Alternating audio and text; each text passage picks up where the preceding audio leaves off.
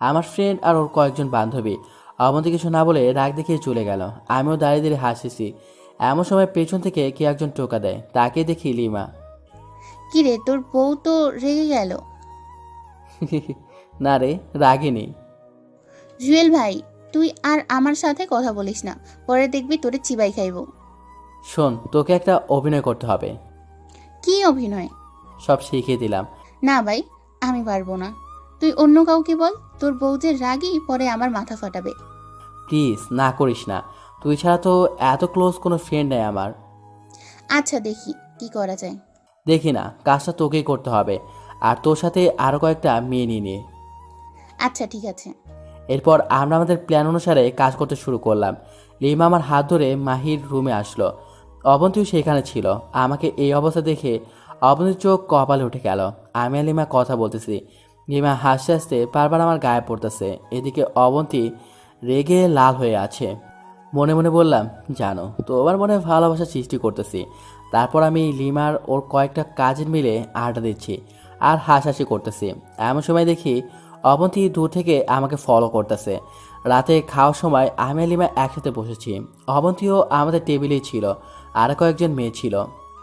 জুয়েল দোস্ত, তোর মনে আছে কলেজে থাকতে তুই আমাকে খাইয়ে দিতি, আমিও তোকে খাইয়ে দিতাম। ওর কথা শুনে নিজেই আবোল হয়ে গেলাম। অভিনয় করতে বলেছি, কিন্তু এমন অভিনয় করবে আমি জীবনে কল্পনা করিনি। মনে থাকবে না কেন? তুই কতবার যে আমার আঙ্গুলে কামড় দিচ্ছস, দিনগুলো কি এত সহজে ভুলতে পারি? মনে আছে আমার জন্মদিনে আমাকে খুব সুন্দর একটা গিফট দিয়েছিলি?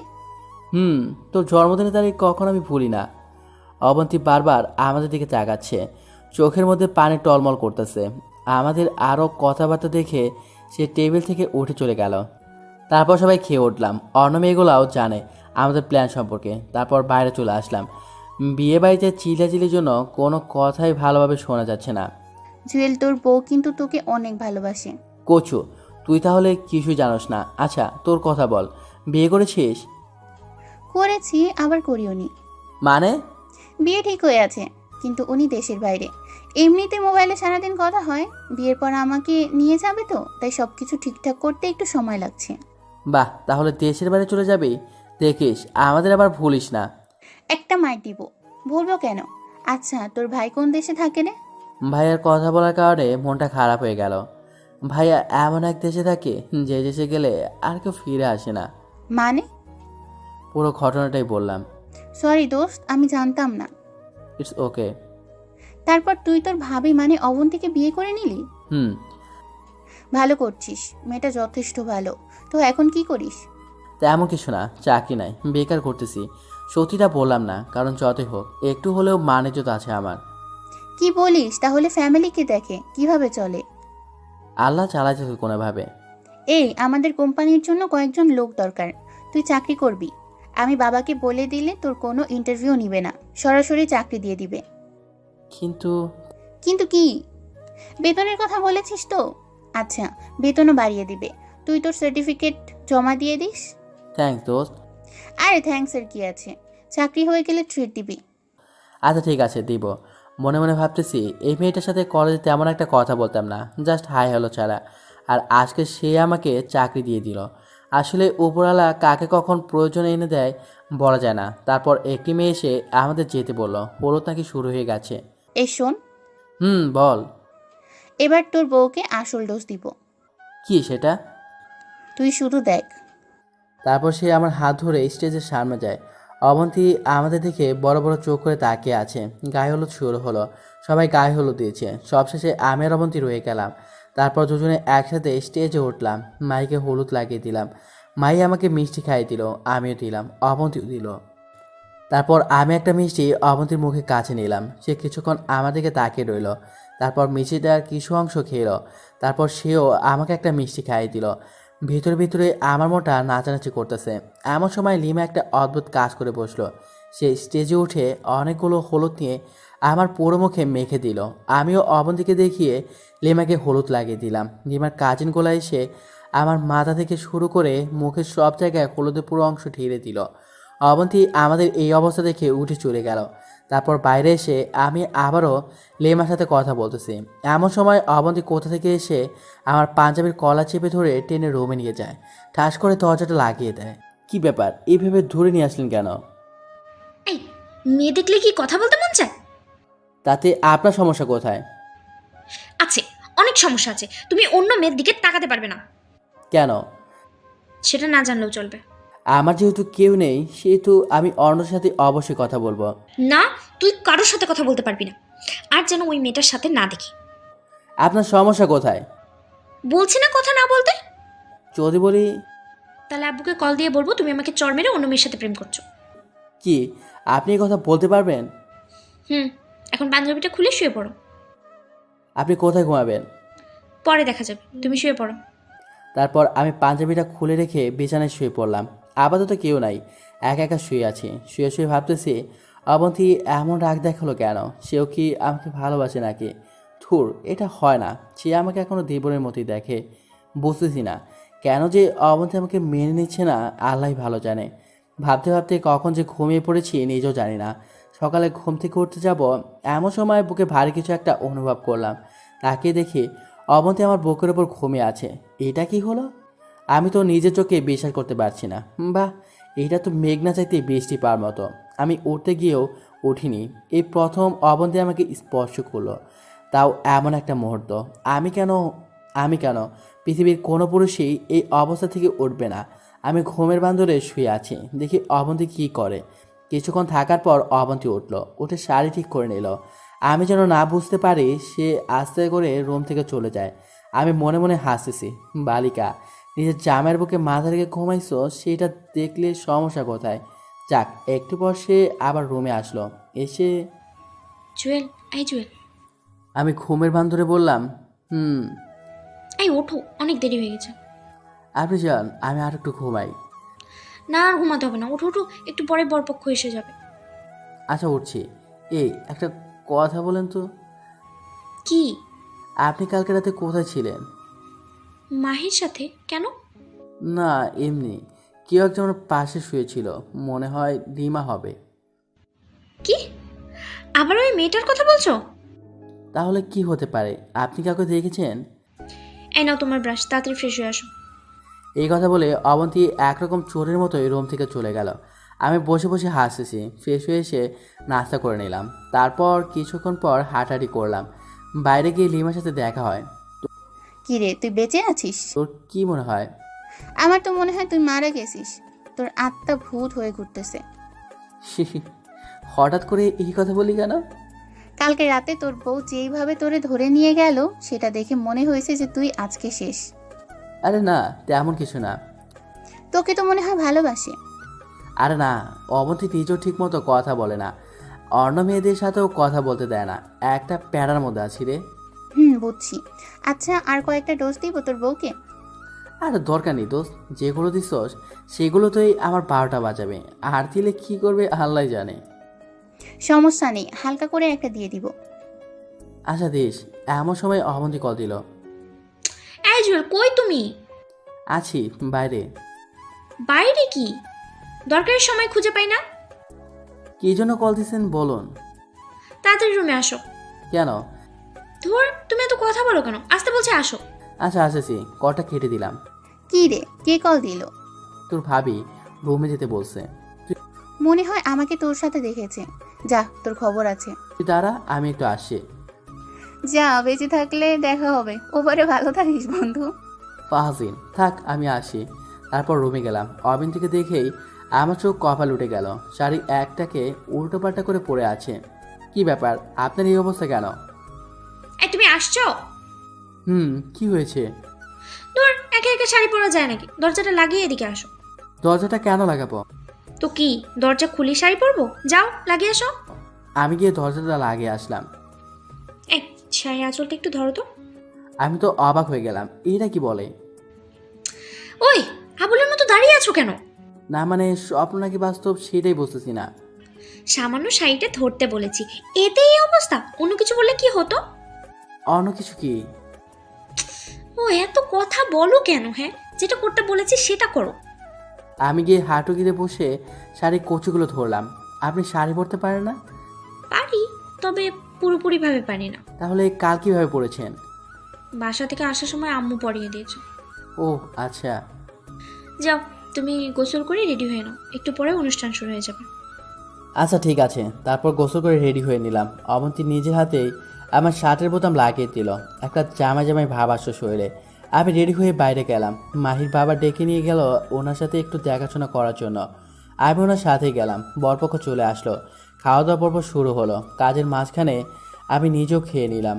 কিছুক্ষণ পর মাহি পাত্রীকে আনা হলো। মায়ের সাথে অবন্তী সহ আরও কতগুলো মেয়ে ছিল।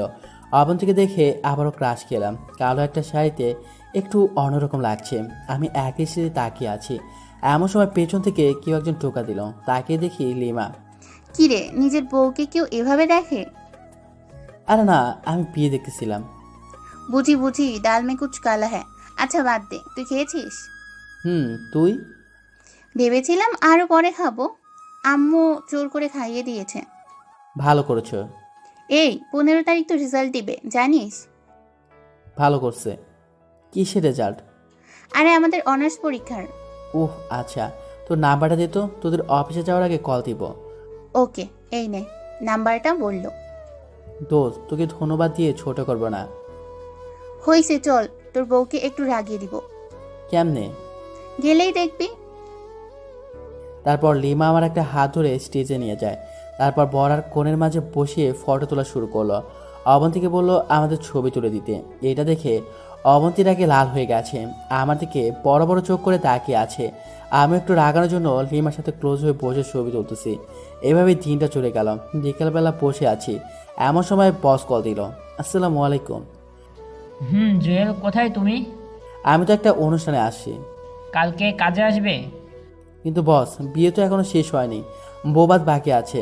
তোমাকে আর কাজে আসতে হবে না, তুমি বিয়ে খাও। না বস, ঠিক আছে, আমি কালকে আসবো। মনে থাকে জানো, না হলে চাকরি ডিসমিস। কলটা কেটে দিল। আমি মনে মনে ভাবতেছি, শালা লিমাদের ওখানে চাকরিটা একটু পাই, তখন দেখবি তোর এই ব্যাপারের ফল আমি শুধু আসলে দিব। অবন্তীর কাছে গেলাম। একটু এদিকে আসেন তো। আমাকে কেন ডাকতেছো? তোমার তো আরো মেয়ে ফ্রেন্ডের অভাব নেই, তাই না? দেখেন, বাজে কথা না বলে সাইডে আসেন। কি হয়েছে? আপনি থাকেন, আমি চলে যাচ্ছি। চলে যাচ্ছ মানে কোথায় যাচ্ছ? বস কল করেছিল, কালকে কাজে না গেলে চাকরি থাকবে না। এখান থেকে তো আর কাজে যাওয়া সম্ভব না, তাই বলছিলাম আপনি থাকেন, বিয়ে শেষ হলে তারপর আমি এসে নিয়ে যাব। দরকার নেই, দাঁড়াও আমিও যাব। মানে কি, এখন বিয়ে শেষ হয়নি? আসলটা শেষ, আর এখানে থেকেও কোনো মজা পাবো না। মাহি তো চলে যাবে, সো দাঁড়াও আমি আসছি। কিছু না বলে দাঁড়িয়ে আছি। তারপর সবার থেকে বিদায় নিয়ে বাসার দিকে রওনা দিলাম। রিমাকে ইশারায় বলেছি মোবাইলে কথা বলবো। তারপর একটা সিএনজি নিয়ে বাসা চলে আসলাম। কি রে, চলে আসলি যে? বিয়ে শেষ নাকি? না, কাজ আছে, বস কল করেছিল তাই। তারপর রুমে চলে গেলাম, ফ্রেশ হয়ে বাইরে চলে গেলাম। আয়মানকে কল দিয়ে আসতে বললাম। আসার পর পুরো ঘটনা ওর সাথে শেয়ার করলাম। বাহ, তার মানে সব ঠিকঠাক হয়ে গেছে। এখনও শিওর না, আর কয়েকদিন দেখি। লিমার ডোজটাই কাজ হয়েছে, না হলে অবন্তী এত সহজে নরম হতো না। বন্ধু, ঠিক বলেছিস। রিমা অনেক হেল্প করেছে। আরও কিছুদিন আড্ডা দিয়ে বাসা চলে আসলাম। রাতে খেয়ে রুমে গেলাম। দেখলাম অবন্তী বিয়েতে তোলা ছবিগুলো দেখতেছে। আমি গিয়ে কাঁথার বালিশটা নিয়ে ফ্লোরে ঘুমানোর জন্য রেডি হচ্ছি। অবন্তী দিকে বারবার তাকাচ্ছি সে কিছু বলে কি না, কিন্তু না, কিছুই বললো না। আমিও শুয়ে গেলাম। শুয়ে শুয়ে ভাবতেছি, অবন্তী তো কিছুই বলো না, তাহলে বিয়েতে কেন শুয়েছিল একসাথে? মনে হয় এটা অন্যদের দেখানোর জন্য, মান সম্মান রক্ষাতে এমন করেছে হয়তো। আমার কপালে এইগুলো নেই, তাই এইগুলো নিয়ে চিন্তা না করাই বেটার। অবন্তী আগেও আমাকে মেনে নেয়নি, এখনও নিচ্ছে না, আর ভবিষ্যতে নেবে বলে মনে হয় না। ভাবতে ভাবতে ঘুমিয়ে গেলাম। সকালে ঘুম থেকে উঠে ফ্রেশ হয়ে কাজে যাচ্ছি। এমন সময় আব্বু সামনে দিয়ে ঘোরাঘুরি করতেছে। মনে হচ্ছে কিছু একটা বলবে। আব্বু কিছু বলবে? তোর কাছে কিছু টাকা হবে? আমি জানি পকেটে মাত্র 20 টাকা আছে, কারণ যেগুলো ছিল সব বিয়েতে খরচ হয়ে গেছে। যাতায়াত, বিয়ের উপহার, অবন্তীর শাড়ি, পুরো মাসের বেতন শেষ। কি করব বুঝতেছি না। আচ্ছা, প্রেসক্রিপশনটা আমাকে দাও, আমি আসার সময় নিয়ে আসবো। তারপর বাবা থেকে প্রেসক্রিপশনটা নিয়ে বেরিয়ে গেলাম। ভাবতে লাগলাম কিভাবে কি করব। হেঁটে হেঁটে কাজে চলে গেলাম। প্রতিদিনের মতো সেই দোকানে দোকানে মাল দেওয়া আর ভ্যান ঠেলা। কাজ শেষ করে আসার সময় বসের কাছে কিছু টাকা চাইলাম। সারা টাকা তো দিলই না, ওটা আরও ছাড়ি দিল। পরে আয়মানকে কল করে দেখা করতে বলি। ওর কাছ থেকে কিছু টাকা নিয়ে আমার জন্য মেডিসিনগুলো কিনে নিয়ে আসি। এইভাবে দিন যেতে লাগলো। কয়েকদিন পর আমাদের রেজাল্ট দিবে। এটা নিয়ে আমার তেমন মাথা ব্যথা নেই, কারণ আমার পরীক্ষা যে খারাপ হয়েছে সেটা আমি খুব ভালো করেই জানি। ফেল করব এটাই শিওর। এদিকে অবন্তীর রেজাল্টের চিন্তায় শেষ। দেখতে দেখতে রেজাল্টের দিন চলে আসলো। আমি যথারীতি কাজে চলে গেলাম। দুপুরবেলা অবন্তী আমাকে কল দিয়েছে। এই জুয়েল, তুমি কোথায়? কাজে আছি। কেন, কি হয়েছে? রেজাল্ট দিয়ে দিছে, আমি পাস করেছি। কংগ্রেচুলেশন। থ্যাঙ্কস। এই তোমার রোল নাম্বার আমি ভুলে গেছি, আমাকে বলো তো। আমি নিজেও ভুলে গেছি। অ্যাডমিট কার্ড দেখো। আচ্ছা, দেখতেছি। তারপর কলটা কেটে দিল। পাশে বস ছিল। আমার মোবাইলে কথা বলে দেখে উনি বিরক্ত মাখা মুখে নিয়ে বলল, ও মিয়া, কাজ করতে আসো নাকি প্রেম করতে? Sorry boss. আরে রাখো তোমার সরি, মোবাইল বন্ধ করো মিয়া। এত যখন বউ বউ করো তাহলে কাজে আসো কেন? বউয়ের কাজ থাকলেই তো পারো। এই শালার ওপর তো রাগ হচ্ছেই, সাথে অবন্তীর উপরও। কল দেওয়ার আর সময় পেল না। রেজাল্ট এসে তো কী হয়েছে, বাসায় গেলেও তো বলা যেত। আমি মোবাইলটা বন্ধ করে রেখে দিলাম। তারপর কাজ শেষে বসের কাছে টাকা চাইলাম। উনি মুখের ওপর বলে দিয়েছে মাস শেষ না হওয়া পর্যন্ত কোনো টাকা দেবে না। যদি অতিরিক্ত করি তাহলে অতিরিক্ত কাজে টাকা দেবে। আমি আরও 2 ঘন্টা করে 100 টাকা নিলাম। আর তার হিসেবে নাকি আরও কম পাবো। তারপর গেলাম টিউশনিতে। পড়ানোর এক পর্যায়ে ছাত্রের মা আসলো। টাকা হাতে নিয়ে দাঁড়িয়ে আছে। আন্টি, কিছু বলবেন? তোমার এই মাসের বেতন। কিন্তু আন্টি, মাস তো এখনো শেষই হয়নি। জানি তোমাকে আর আসার দরকার না হয়। আমি ওর জন্য নতুন টিচার দেখেছি। কিন্তু আন্টি, কেন? তুমি রাত করে আসো, তার উপর দেখে মনে হয় ক্লান্ত। তোমার পড়া নাকি ওর কাছে ভালো লাগে না। আর কি? আর তুমি নাকি ভ্যান গাড়ি ঠেলো। তোমাকে আজকে সকালে ওর ফ্রেন্ডরা দেখেছে। তারপর স্কুলে গিয়ে ওরকে অনেক রকম কথাবার্তা বলেছে, ঠাট্টা করেছে। আমি কিছু না বলে নিচের দিকে তাকিয়ে আছি। শালা ভ্যান গাড়ির সাথে পড়ানোর কি সম্পর্ক এখন আমার মাথায় আসে না।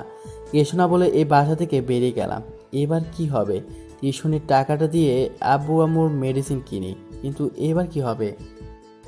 হঠাৎ করেই অবন্তীর রেজাল্টের কথা মনে পড়লো। আন্টি দেওয়া বেতনগুলো দেখতে লাগলাম। পুরো টাকা দেয়নি, অর্ধেক দিয়েছে। বাসা চলে সব দিক দিয়ে আসে। অবন্তীর জন্য 2 কেজি মিষ্টি নিলাম।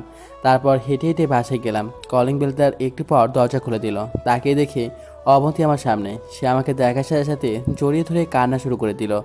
আমি তো পুরো টাসিয়ে খেয়ে গেলাম। কিছু বলার ভাষায় খুঁজে পাচ্ছি না। একটু পর আম্মু রুম থেকে বের হয়ে দেখে অবন্তী আমাকে জড়িয়ে ধরে আছে।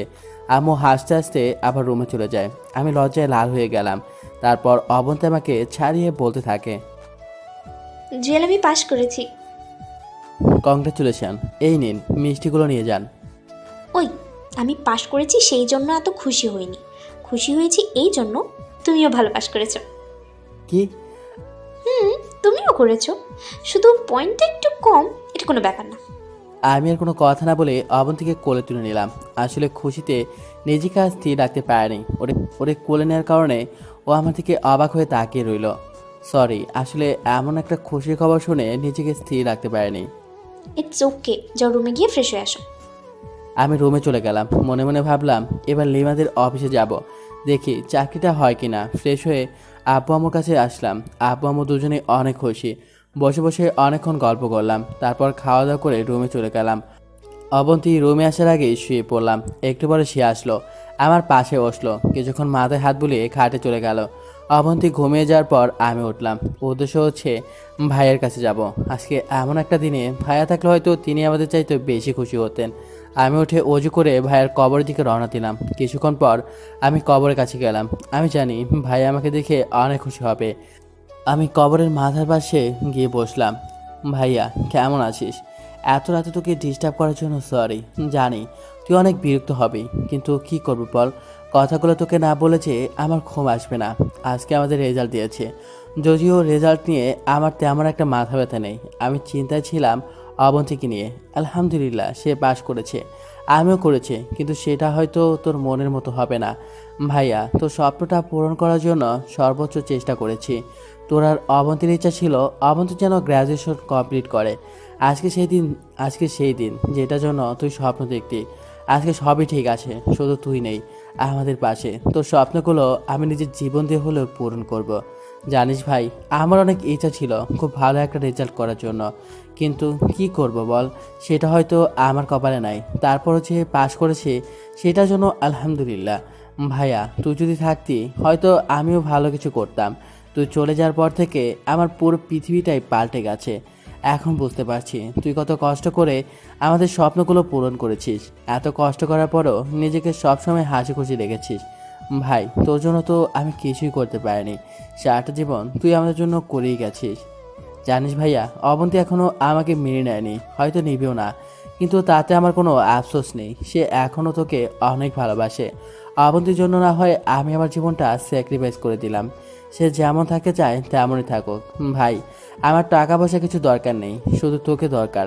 তুই আরেকটা বার আমাদের মাঝে ফিরে আয়, কখনো তোকে হারাতে দিব না। প্লিজ ভাই, আয় আরেকটা বার।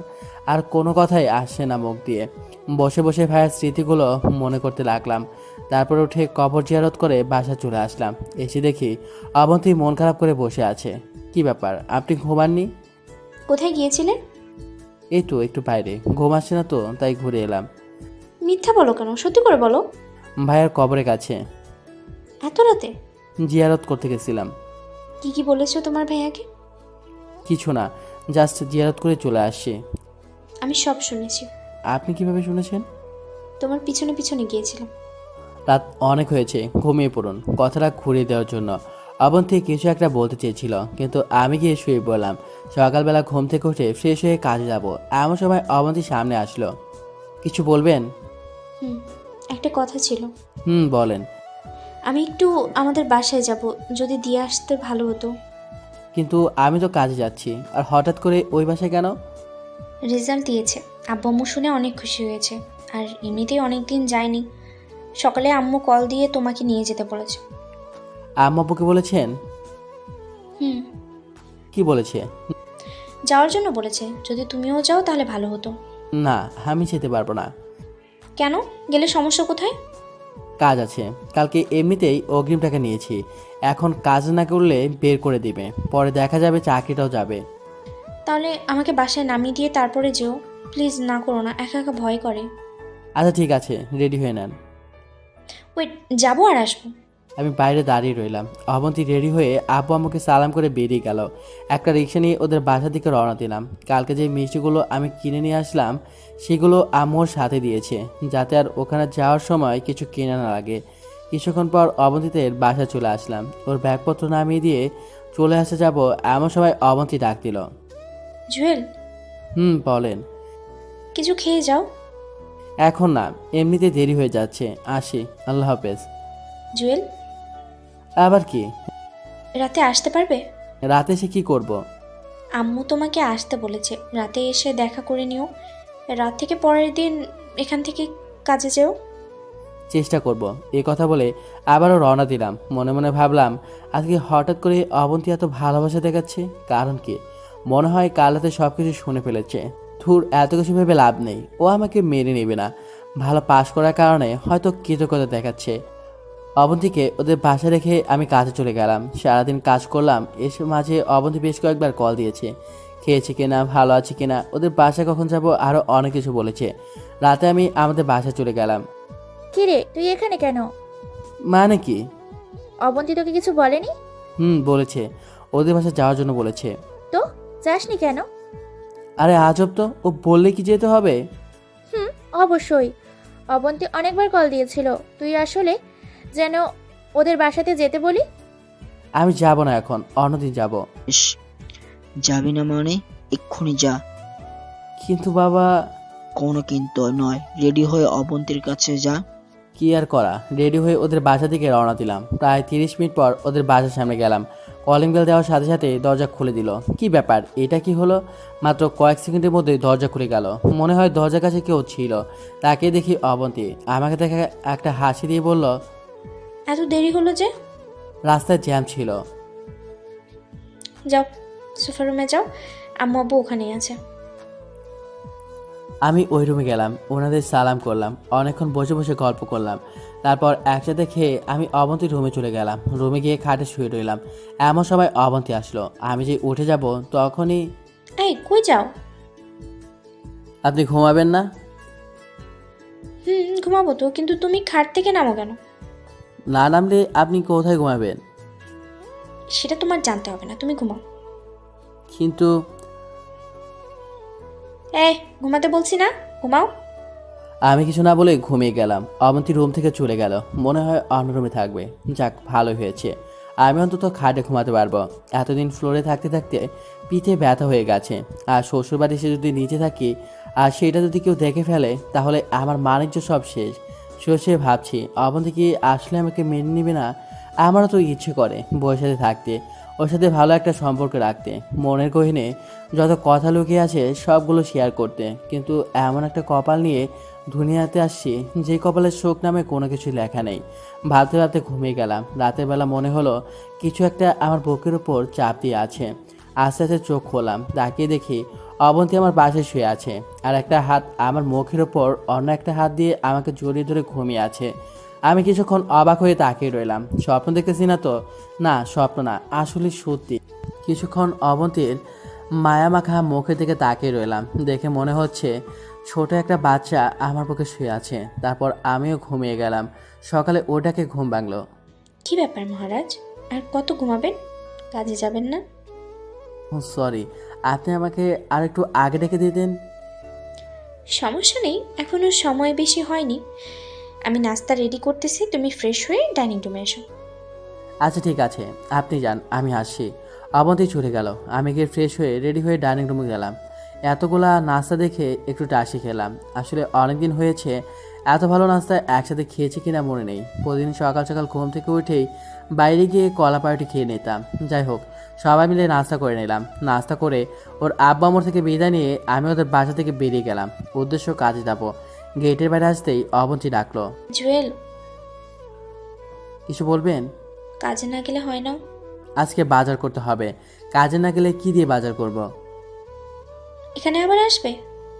জানি না, তবে মনে হয় না। প্লিজ আসিও। চেষ্টা করব। তারপর বিদায় নিয়ে বেরিয়ে গেলাম। সোজা কাজে চলে গেলাম। কাজ করতেছি এমন সময় নিমার কথা মনে পড়লো। সে তো বলেছে রেজাল্টের পর ওর বাবার অফিসে যেতে। রেজাল্ট তো দিল, দেখি কিছু একটা হয় কি না। সেখানে চাকরিটা হয়ে গেলে অন্তত আর ভ্যান গাড়ি নিয়ে হেঁটে হেঁটে মাল বিক্রি করা লাগবে না। লিমাকে কল দিলাম, কয়েকবার রিং পড়লো, কিন্তু ধরো না। আবার দিলাম, এবার ধরলো। হ্যালো লিমা, কেমন আছিস? জুয়েল নাকি রে? ভুলে গেলি নাকি? আরে হারামি, তোরে কেন ভুলবো? বল কি অবস্থা? এই তো মোটামুটি। তোর কি অবস্থা? রেজাল্ট কি? বলিস না ভাই, যেটা আশা করেছিলাম সেটা হয়নি। তোর কি? কোনো মতে পাস করেছি। আচ্ছা, একটা কথা ছিল। বল। তুই যে বলেছিলি তোদের অফিসে লোক লাগবে, সেই ব্যাপারে তুই কি তোর বাবার সাথে কথা বলেছিস? কথা বলা লাগবে না, তুই তোর সব কাগজপত্র নিয়ে চলে আসিস, আমি থাকবো। ঠিকানা তোকে মেসেজ করে দিব। থ্যাঙ্কস দোস্ত। থ্যাঙ্কস দিয়ে কাজ হবে না, ট্রিট দিবি। আচ্ছা ঠিক আছে, দিব। কাল কয়টায় আসবো? 10টায় আসিস। আচ্ছা ঠিক আছে, কলটা কেটে দিলাম। মনের মধ্যে একটু শান্তি আসলো। বিকাল পর্যন্ত কাজ করে বাজার করে বাসায় গেলাম। অবন্তী কয়েকবার কল দিয়েছিল ওদের বাসায় যাওয়ার জন্য, আমি না করে দিয়েছি। খেয়ে দিয়ে ঘুমিয়ে গেলাম। সকালে ঘুম থেকে দেরিতে উঠলাম, কারণ কাজে যাব না। 8টার সময় রেডি হয়ে আব্বু আম্মুকে সালাম করে কি রে, তোর আবার কি হয়েছে? নিলাম। কেন সালাম করতে পারি না? আরে পারবি না কেন, কিন্তু হঠাৎ করে করতেছিস তো তাই জিজ্ঞেস করলাম। কিছু কি হয়েছে? সেটা বিকালবেলা বলবো। এখন বল। সারপ্রাইজ। এই কথা বলে বাসা থেকে রওনা দিলাম। লিমার দেওয়া ঠিকানা মতো চলে গেলাম। সেখানে গিয়ে দেখি লিমা বসে আছে। কি রে, আসছিস? হুম। আয়, বাবার সাথে তোর পরিচয় করিয়ে দিই। আর বাবাকে তোর ব্যাপারে সব বলেছি। থ্যাঙ্কস দোস্ত। যা ভিতরে যা, সব কিছু দিয়ে আয়। আমি ভিতরে গেলাম, সবার সাথে পরিচিত হয়ে কাগজপত্র সব জমা দিলাম। এরপর বাইরে এসে লিমার সাথে বসলাম। একটু পর ম্যানেজার এসে আমাকে আর লিমাকে ডেকে নিয়ে যায়। ভিতরে গেলাম। লিমার বাবা বলল, দেখো বাবা, তোমার এসএসসি এবং এইচএসসি এর রেজাল্ট ভালো ছিল, কিন্তু অনার্সের রেজাল্ট খুব একটা ভালো না। আমাদের রুল অনুযায়ী চাকরিটা তুমি আসলে পাচ্ছ না। চুপ হয়ে দাঁড়িয়ে রইলাম। কিন্তু আমার মেয়ে এত করে বলছে যে চাকরিটা না দিয়ে পারছি না। তুমি চাইলে কালকে থেকে জয়েন করতে পারো। ধন্যবাদ স্যার। খুশিতে চোখ দিয়ে পানি বের হয়ে গেল। আমি লিমা ওর বাবার রুম থেকে বের হলাম। লিমা, লিমা কি বলে যে তোকে ধন্যবাদ দিব বুঝতে পারছি না। তোর বউ কেমন আছে? আছে ভালোই। এখন কি ঠিক হয়েছে? আগে থেকে একটু ঠিক হয়েছে, বাকিটা আগের মতোই। টেনশন করিস না, সব ঠিক হয়ে যাবে। চল এখন। কোথায়? ট্রিট নিবি না? আজকে না, অন্যদিন। আচ্ছা ঠিক আছে, আজকে যাই। বসের সাথে কিছু হিসাব আছে, ওগুলো শেষ করে আসি। যা, কালকে থেকে চলে আসিস। ওকে, আল্লাহ হাফেজ। তারপর লিমার কাছ থেকে বিদায় নিয়ে ওদের অফিস থেকে বের হয়ে রাস্তায় আসলাম। আয়মান কল দিল, ওর সাথে কথা বলতে বলতে রাস্তা পার হচ্ছি। এমন সময় কিছু একটার সাথে সজোরে আমাকে ধাক্কা দিল। ধাক্কা খেয়ে অনেক দূরে গিয়ে পড়ি, তারপর আর কিছু মনেই নেই। যখন জ্ঞান আসলো তখন নিজেকে হাসপাতালে আবিষ্কার করলাম। তাকিয়ে দেখে অবন্তী আমার পাশে বসে আছে। আমি ওর দিকে তাকালাম। আমার তাকানো দেখে অবন্তী আমাকে কিছুক্ষণ জড়িয়ে ধরে কান্না করতে শুরু করলো। কিছুক্ষণ পর ছেড়ে দিয়ে বলল, এখন কেমন লাগছে? ভালো। টেনশনের দরকার নেই, খুব বেশি কিছু হয়নি। ডাক্তার বলেছে 2-1 দিনের মধ্যেই বাসায় চলে যেতে পারবে। হুম আমি তোমার আব্বু আম্মুকে কল দিয়ে আসতে বলছি। বুঝলাম না, অবন্তী হঠাৎ করে আমার আব্বু আম্মু বলছে কেন? তারও তো আব্বু আম্মু। কিছু না বলে চুপ করে রইলাম।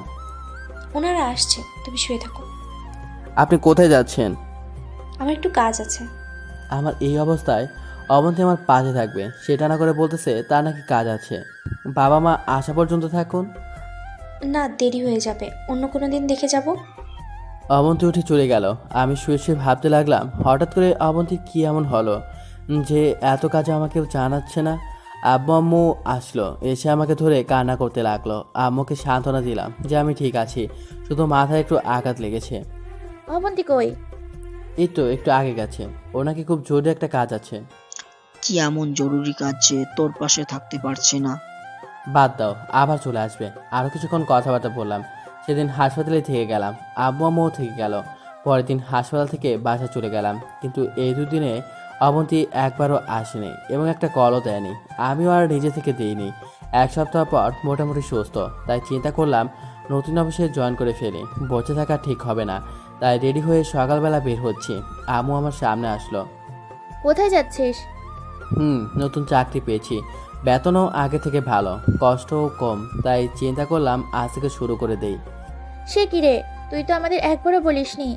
কখন পেলি নতুন জব? যেদিন অ্যাক্সিডেন্ট করেছিলাম সেদিন। আম্মু বাবাকে ডেকে বলল। বাবা অনেক খুশি। দুজনের কাছ থেকে বিদায় নিয়ে বের হব, এমন সময় আবার দাঁড়িয়ে গেলাম। কিছু বলবি?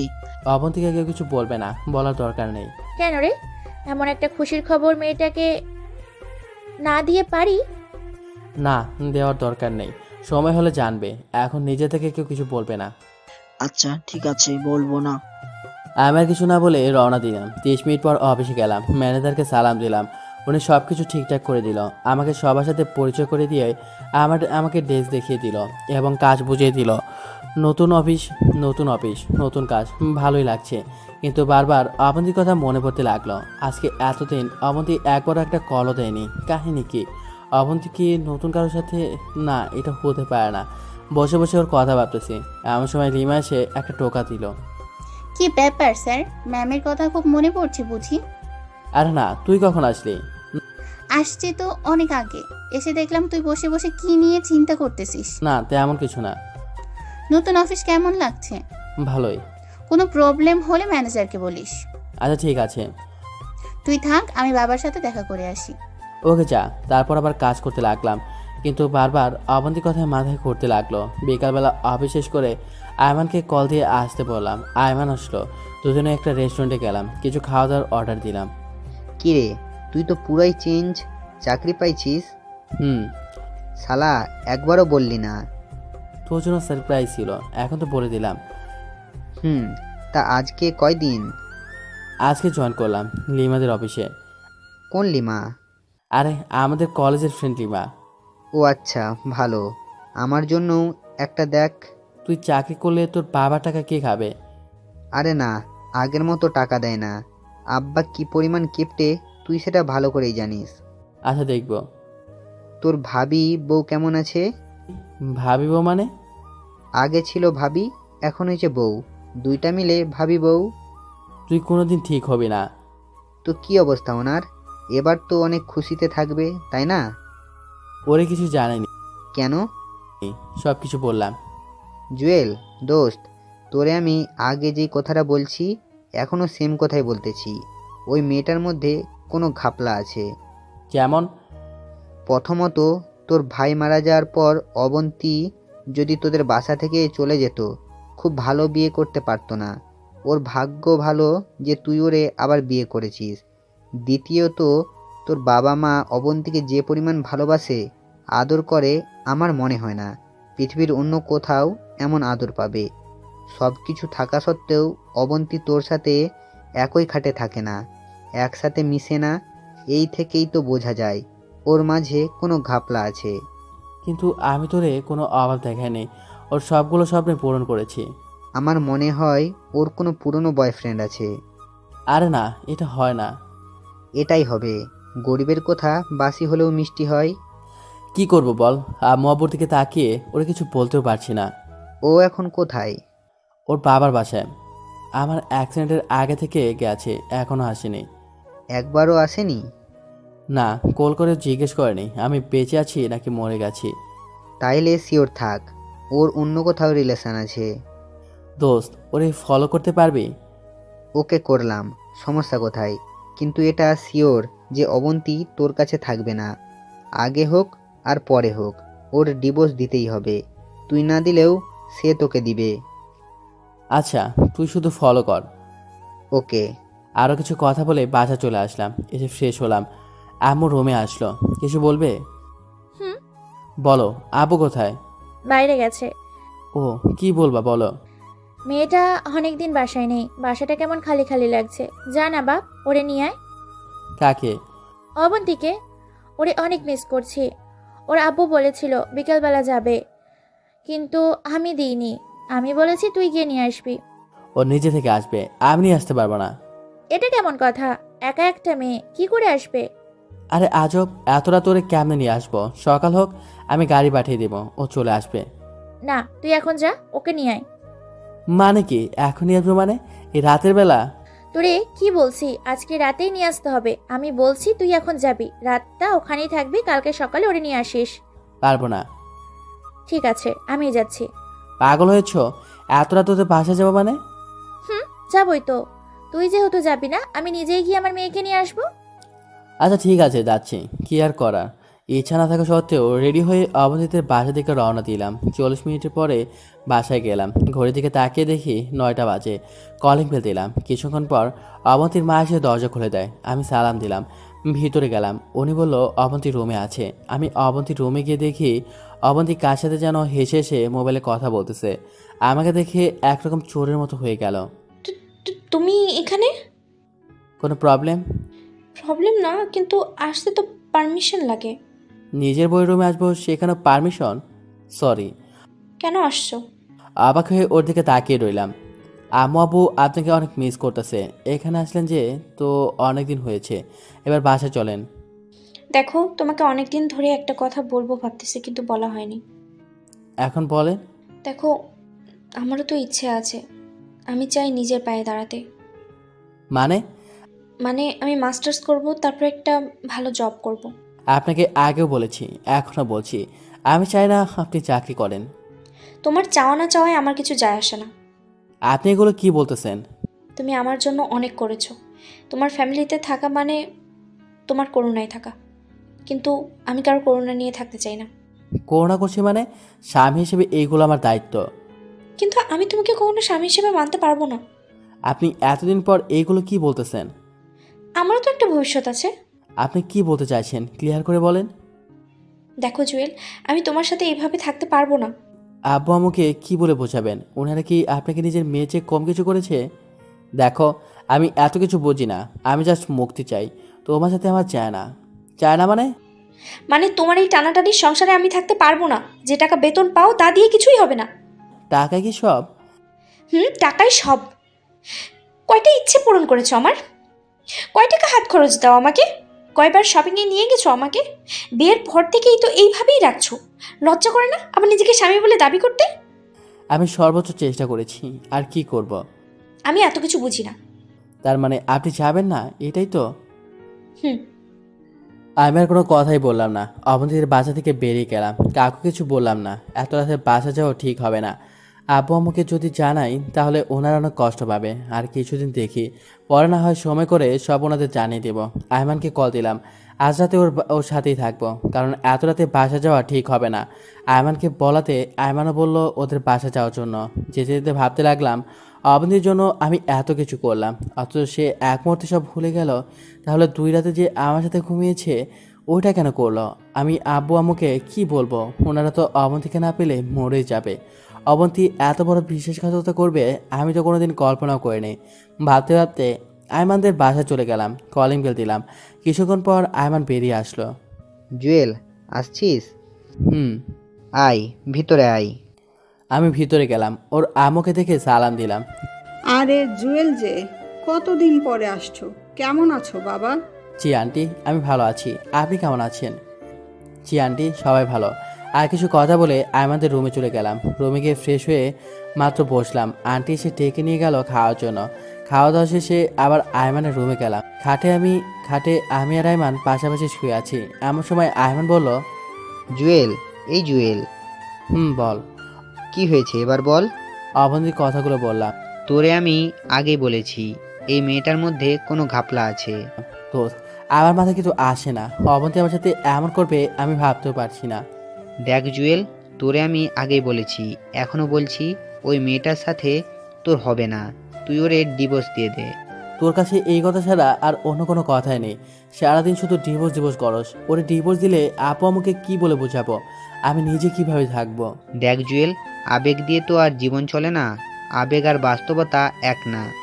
আবেগ দিয়ে জীবন চলবে যদি চালাতে পারিস।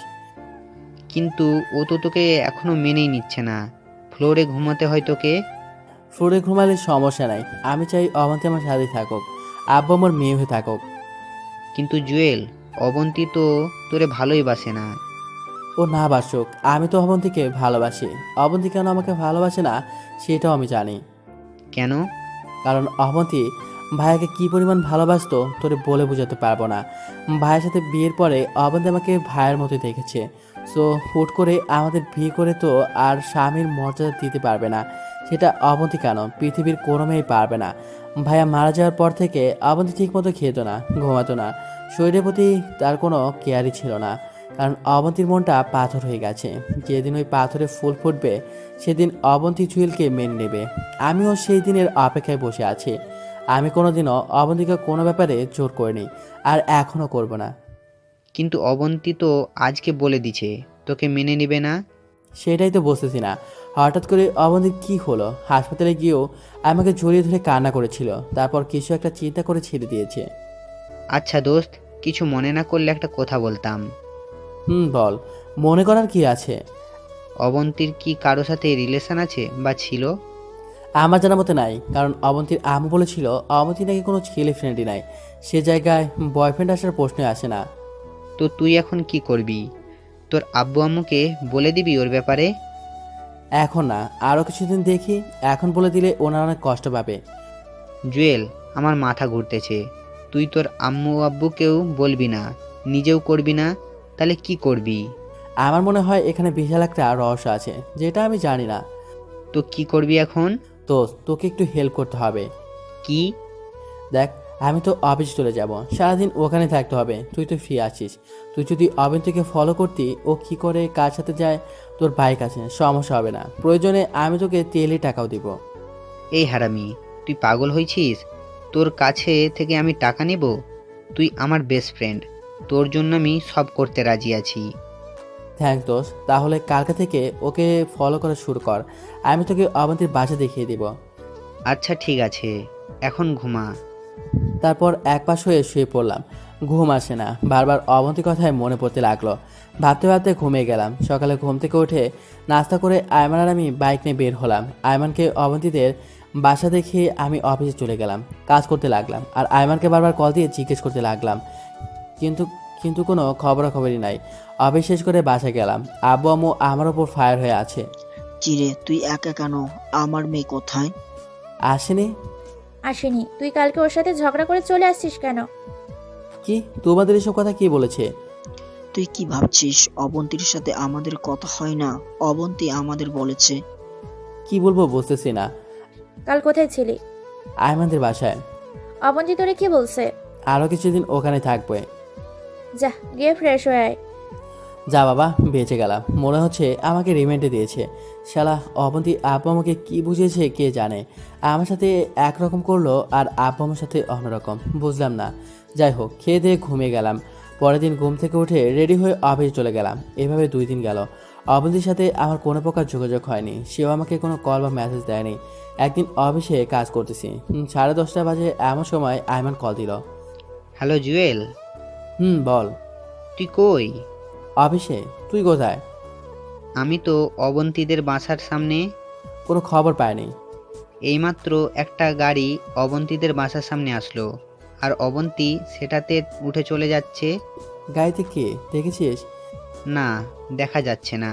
আরে দোস্ত, তুই গাড়িটা ফলো কর, কি হয় আমাকে জানা। আচ্ছা ঠিক আছে। কলটা কেটে দিল। আমি একটু টেনশনে পড়ে গেলাম। অবন্তী কার সাথে করতেছে? 11:20 আয়মান আবার কল দিল। জুয়েল, বল। ঘটনা তো কিছুই বুঝলাম না। কেন, কি হয়েছে? তোর অবন্তী তো লিমার সাথে। কোন লিবা? আরে বেটা, আমাদের ফ্রেন্ড, তোর বসের মেয়ে। অবন্তী তো লিমার কথা শুনতেই পারে না। জানি তোর বিশ্বাস হবে না, আমি ছবি পাঠাচ্ছি, তুই দেখ। আমার কাছে নর্মাল মোবাইল। আচ্ছা, বিকেলে দেখা করিস। ঠিক আছে।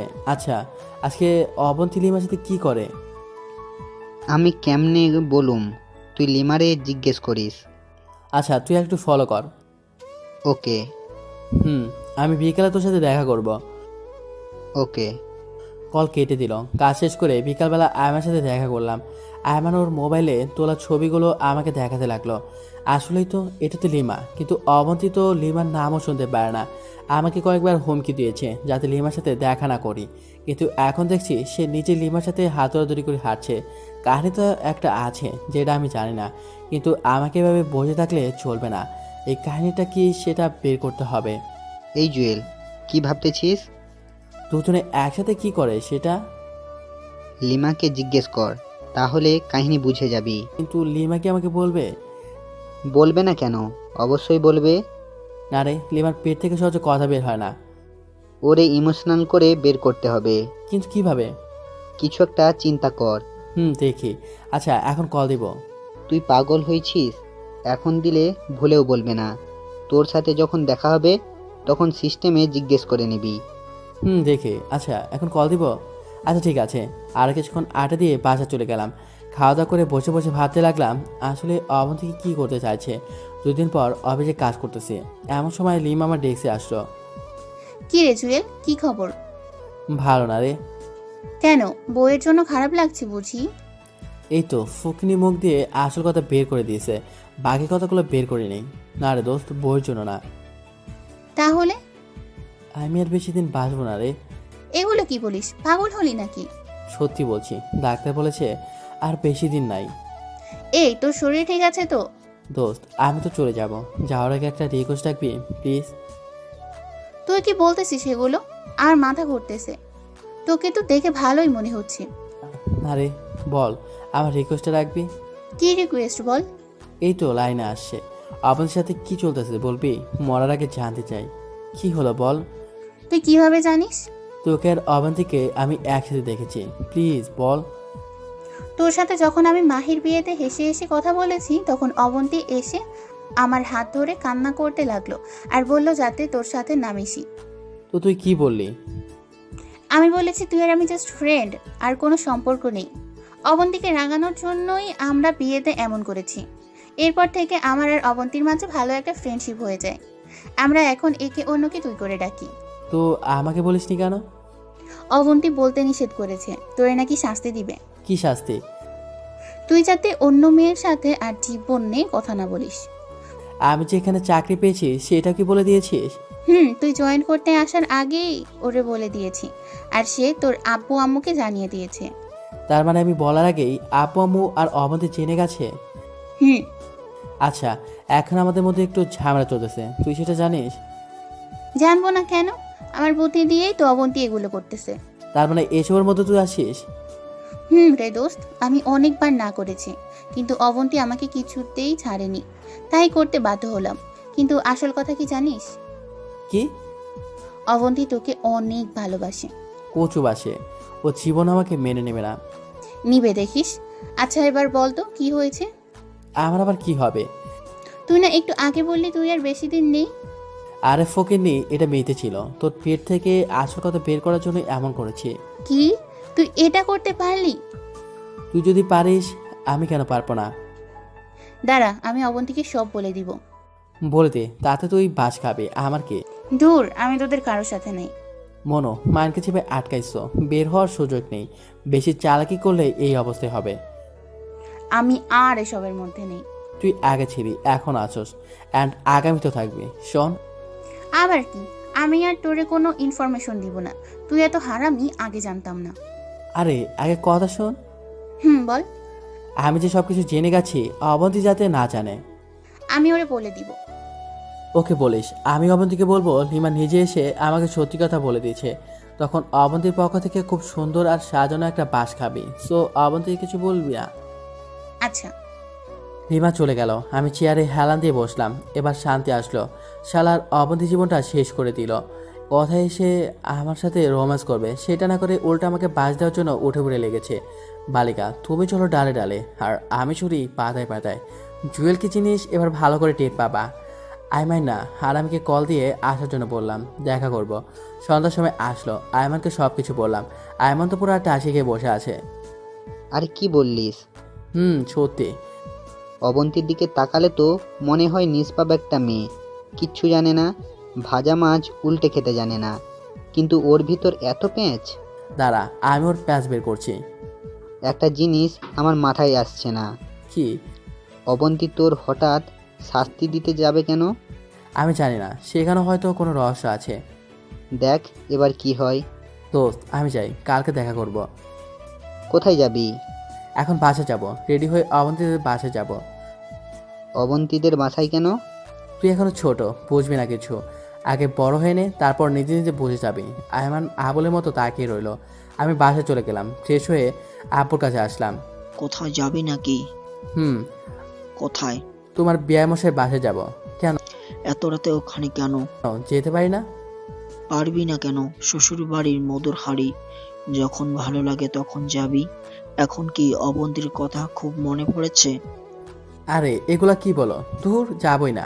বাবা বসে বসে হাসছে। আমি রান্নাঘরে গেলাম, আব্বুকে বলে বেরিয়ে গেলাম। 30 মিনিট পর অবন্তীদের বাসায় গেলাম। অবন্তী কলিং বেল চাপ দিলাম। কিছুক্ষণ পর দরজা খুলে দেয়। তাকে দেখি অবন্তীর আম্মু। আমাকে দেখে মোটামুটি একটা টাসি খেলো। খাবারই কথা, যেখানে জুয়েলকে বলতে বলতে আসে না, সেখানে নিজে থেকে এসে হাজির, তা আবার রাতের বেলা। আরে জুয়েল, আসো বাবা, ভিতরে আসো।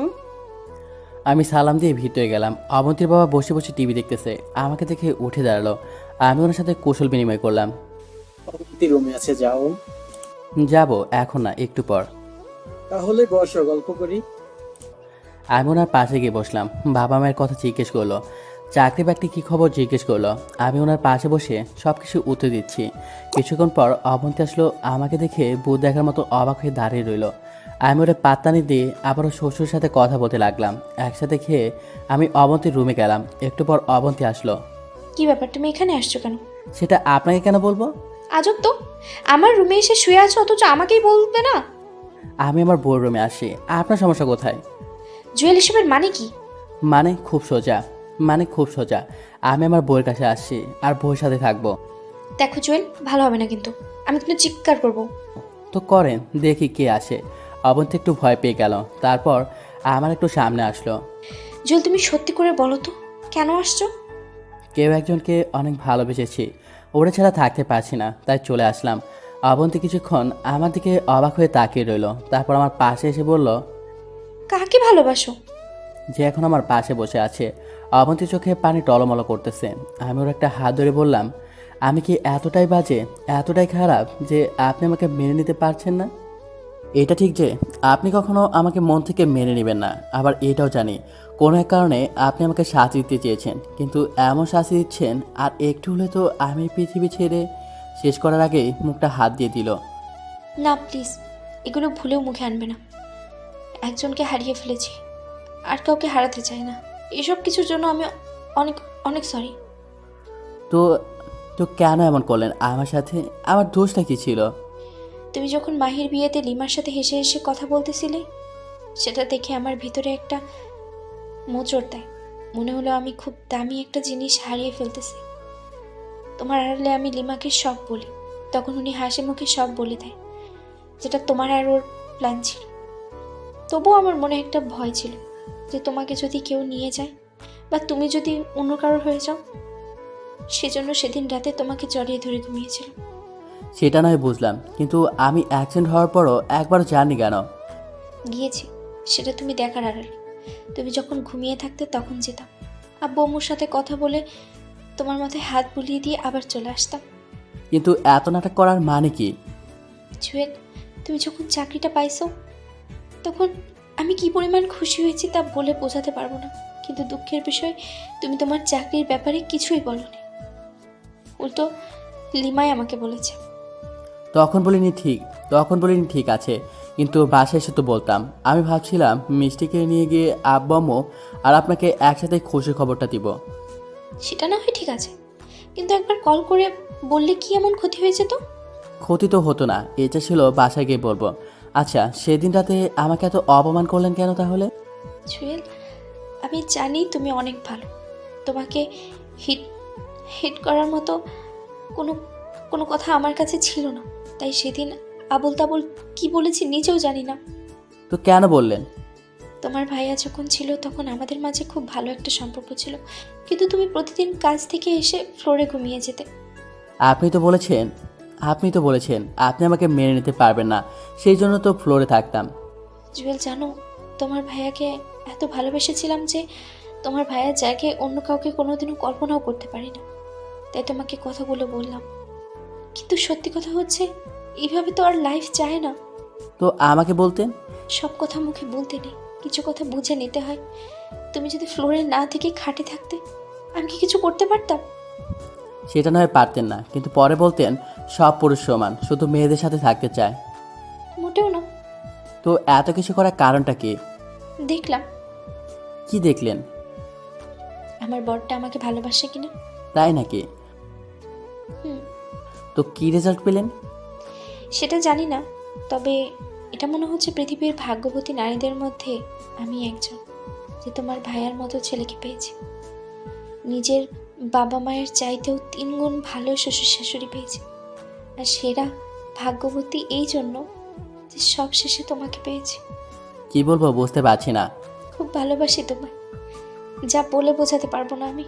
কিন্তু আপনি যে বললেন অন্য কোনো মেয়েকে বিয়ে করতে, আমি তো আয়মানকে বলে দিছি অন্য মেয়ে খুঁজতে। এই কি বললে তুমি? খুন করে ফেলবো কিন্তু। কেন? আপনি তো বললেন।